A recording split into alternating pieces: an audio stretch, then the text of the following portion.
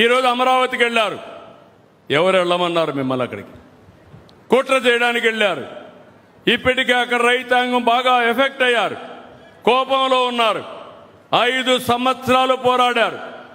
రాష్ట్ర రాజధాని కోసం నమ్ముకున్న భూమిని ఇస్తే 5 సంవత్సరాలు వాళ్ళని తిప్పి తిప్పి ఆడబిడ్డలను అవమానించి ఇష్టానుసారంగా చేసి ఇప్పుడేదో రాజధాని కడతా ఉంటే వాళ్ళు బాగుపడతామని హోప్ వస్తే మళ్ళీ ఇష్టానుసారంగా వెళ్ళి కుట్ర బన్నేదానికోసం రెచ్చగొట్టేదానికి పోతే వాళ్ళు తిరుగుబాటు చేశారు. నేను అడుగుతున్నా మిమ్మల్ని, మీ పొట్ట కొడితే మీ కోపం రాదా అని మిమ్మల్ని అడుగుతున్నా. వస్తుందా లేదా? ఎంత బాధపడ్డారు? రాష్ట్ర అమరావతి రైతులు కష్టపడ్డారా లేదా? సఫర్ అయ్యారా లేదా? 5 ఏళ్లు బాధపడ్డారా లేదా? బాధపడ్డారని చేతుల పైకెత్తండి. మళ్ళీ అదే కుట్ర, అదే పద్ధతి. వీళ్ళు మారరు. నేను అందుకే అన్నాను గొడ్డలి పార్టీ అని. ఈ గొడ్డలి పార్టీ ఎప్పుడైనా రాష్ట్రానికి చేటే. వీళ్ళు మామూలుగా రాజకీయానికి అర్హత లేని వ్యక్తులు. నేను చాలా రాజకీయాలు చూశాను, తీవ్రవాదుల పైన పోరాడాను. కడాన మీరు ఒక్కసారి గుర్తు చేసుకోండి. నా కోసం పోరాడలా, ఆస్తుల్లో తగాదాలతో పోరాడలా. మీ సిద్ధాంతాలు కరెక్ట్ కాదు, దీనివల్ల రాష్ట్రానికి నష్టం, దేశానికి నష్టమని గట్టిగా పోరాడితే 2003లో వెంకటేశ్వర స్వామికి నేను బ్రహ్మోత్సవ సందర్భంలో లాంఛనాలు ఇవ్వడానికి పోతే నా మీదనే 23 క్లేమోర్ మైన్స్ని బ్లాస్ట్ చేశారు. నా కారును కొట్టాయి.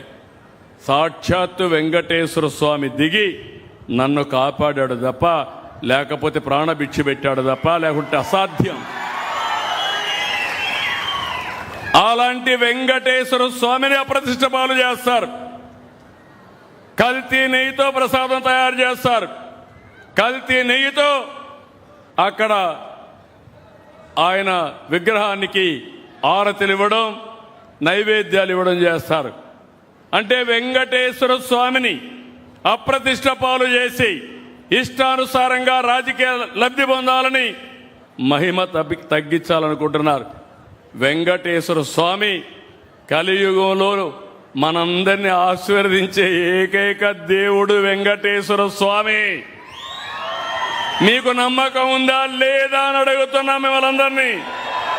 నమ్మకం ఉందని చేతుల పైకెత్తండి.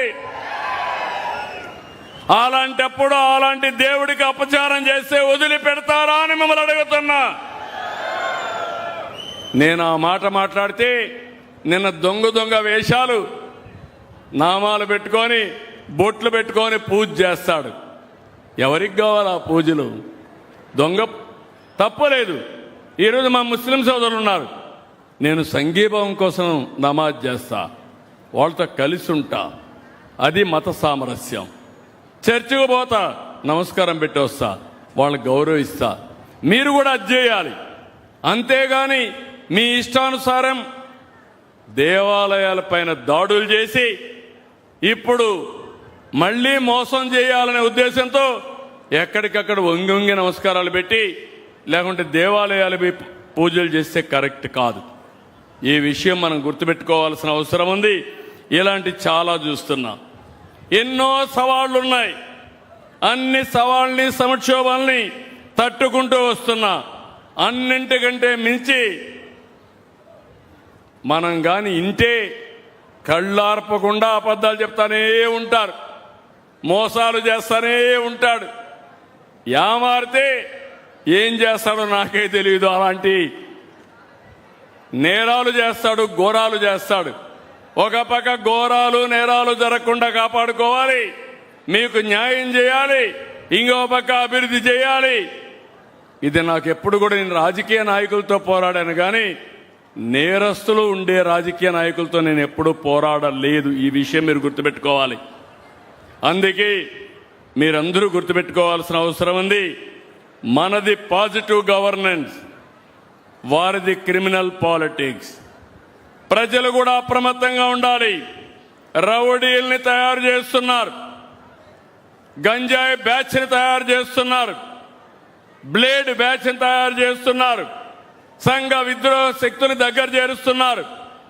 ఇదే జరిగితే ఏ ఆడబిడ్డకో రక్షణ ఉండదు, మీ ఆస్తులకు రక్షణ ఉండదు. 5 ఏళ్లు చేసిన అరాచకాలను కరెక్ట్ చేయడానికి నాకు 15 ఏళ్లు పడతా ఉంది. మళ్ళీ ఏమారితే ఏమవుతాం మీరు గుర్తుపెట్టుకోవాల్సిన అవసరం ఉంది. నేను ఒకటే చెప్తున్నా, నేను అధైర్యపడను. అధైర్యం నా నరాల్లో ఎక్కడా లేదు. ఎవరైనా సరే తప్పు చేస్తే ఎంతటి వాడైనా సరే వదిలిపెట్టనని మరొక్కసారి మీ అందరికీ హామీ ఇస్తున్నా.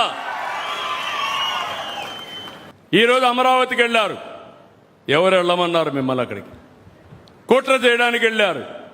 ఇప్పటికే అక్కడ రైతాంగం బాగా ఎఫెక్ట్ అయ్యారు, కోపంలో ఉన్నారు. 5 సంవత్సరాలు పోరాడారు. రాష్ట్ర రాజధాని కోసం నమ్ముకున్న భూమిని ఇస్తే 5 సంవత్సరాలు వాళ్ళని తిప్పి ఆడబిడ్డలను అవమానించి ఇష్టానుసారంగా చేసి ఇప్పుడేదో రాజధాని కడతా ఉంటే వాళ్ళు బాగుపడతామని హోప్ వస్తే మళ్ళీ ఇష్టానుసారంగా వెళ్ళి కుట్ర పన్నేదానికోసం రెచ్చగొట్టేదానికి పోతే వాళ్ళు తిరుగుబాటు చేశారు. నేను అడుగుతున్నా మిమ్మల్ని, మీ పొట్ట కొడితే మీ కోపం రాదా అని మిమ్మల్ని అడుగుతున్నా. వస్తుందా లేదా? ఎంత బాధపడ్డారు రాష్ట్ర అమరావతి రైతులు? కష్టపడ్డారా లేదా? సఫర్ అయ్యారా లేదా? 5 ఏళ్లు బాధపడ్డారా లేదా? బాధపడ్డారని చేతుల పైకెత్తండి. మళ్ళీ అదే కుట్ర, అదే పద్ధతి. వీళ్ళు మారరు. నేను అందుకే అన్నాను గొడ్డలి పార్టీ అని. ఈ గొడ్డలి పార్టీ ఎప్పుడైనా రాష్ట్రానికి చేటే. వీళ్ళు మామూలుగా రాజకీయానికి అర్హత లేని వ్యక్తులు. నేను చాలా రాజకీయాలు చూశాను, తీవ్రవాదుల పైన పోరాడాను. కడాన మీరు ఒక్కసారి గుర్తు చేసుకోండి, నా కోసం పోరాడలా, ఆస్తుల్లో తగాదాలతో పోరాడలా. మీ సిద్ధాంతాలు కరెక్ట్ కాదు, దీనివల్ల రాష్ట్రానికి నష్టం, దేశానికి నష్టమని గట్టిగా పోరాడితే 2003లో వెంకటేశ్వర స్వామికి నేను బ్రహ్మోత్సవ సందర్భంలో లాంఛనాలు ఇవ్వడానికి పోతే నా మీదనే 23 క్లేమోర్ మైన్స్ని బ్లాస్ట్ చేశారు. నా కారును కొట్టాయి. సాక్షాత్తు వెంకటేశ్వర స్వామి దిగి నన్ను కాపాడాడు తప్ప, లేకపోతే ప్రాణభిక్ష పెట్టాడు తప్ప, లేకుంటే అసాధ్యం. అలాంటి వెంకటేశ్వర స్వామిని అప్రతిష్ట పాలు చేస్తారు. కల్తీ నెయ్యితో ప్రసాదం తయారు చేస్తారు. కల్తీ నెయ్యితో అక్కడ ఆయన విగ్రహానికి ఆరతులు ఇవ్వడం, నైవేద్యాలు ఇవ్వడం చేస్తారు. అంటే వెంకటేశ్వర స్వామిని అప్రతిష్ట పాలు చేసి ఇష్టానుసారంగా రాజకీయ లబ్ధి పొందాలని మహిమ తగ్గించాలనుకుంటున్నారు. వెంకటేశ్వర స్వామి కలియుగంలో మనందరినీ ఆశీర్వదించే ఏకైక దేవుడు వెంకటేశ్వర స్వామి. మీకు నమ్మకం ఉందా లేదా అని అడుగుతున్నా మిమ్మల్ని అందరినీ. నమ్మకం ఉందని చేతుల పైకెత్తండి. అలాంటప్పుడు అలాంటి దేవుడికి అపచారం చేస్తే వదిలిపెడతారా అని మిమ్మల్ని అడుగుతున్నా. నేను ఆ మాట మాట్లాడితే నిన్న దొంగ వేషాలు, నామాలు పెట్టుకొని బొట్లు పెట్టుకొని పూజ చేస్తాడు. ఎవరికి కావాలి ఆ పూజలు? దొంగ తప్పలేదు. ఈరోజు మా ముస్లిం సోదరులు ఉన్నారు, నేను సంఘీభావం కోసం నమాజ్ చేస్తా, వాళ్ళతో కలిసి ఉంటా, అది మత సామరస్యం. చర్చికి పోతా, నమస్కారం పెట్టి వస్తా, వాళ్ళని గౌరవిస్తా. మీరు కూడా అది చేయాలి. అంతేగాని మీ ఇష్టానుసారం దేవాలయాలపైన దాడులు చేసి ఇప్పుడు మళ్ళీ మోసం చేయాలనే ఉద్దేశంతో ఎక్కడికక్కడ వంగి నమస్కారాలు పెట్టి, లేకుంటే దేవాలయాలు పూజలు చేస్తే కరెక్ట్ కాదు. ఈ విషయం మనం గుర్తుపెట్టుకోవాల్సిన అవసరం ఉంది. ఇలాంటి చాలా చూస్తున్నాం.